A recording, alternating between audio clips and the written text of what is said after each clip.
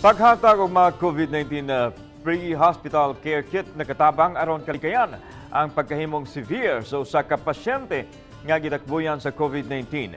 Tungod dinhi, naminusan usab ang mga nakalas. Si Femari Dumabok sa report.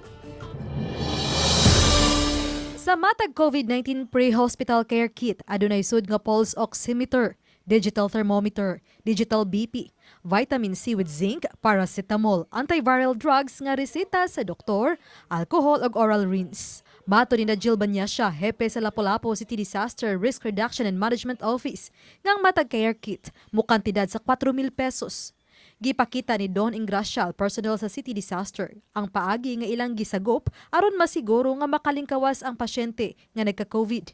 Sa ilang deployment board, ana ang mga pasyente gi-home quarantine nga ilang pangumustangon matag buntag ug sa hapon. Kani sila kasagaran nila nanay sila mga oxygen tungod kay ubos ang ilang saturation gamit ato atong pulse ox. 95% lang. Oh, 95% down maghatag na tawag oxygen niya.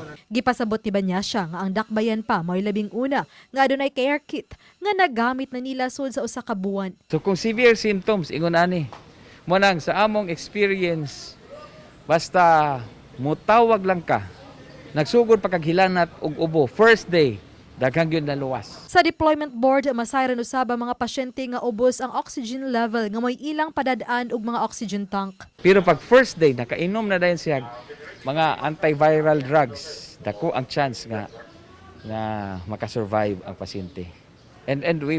And we've saved a lot of lives because of this. Iyang gipasabot nga ang intervention nga gihimo sa City Disaster nakatabang aron mas makalingkawas dayon ang pasyente. Kaysa unang adlaw pa lang nga nabantayan ang simptomas, may antiviral drugs dayon nga giresita o giinom ang mga pasyente. Uban ni Marlon Milgazo. Ako si Femari Dumabok. Balitang Bisdak.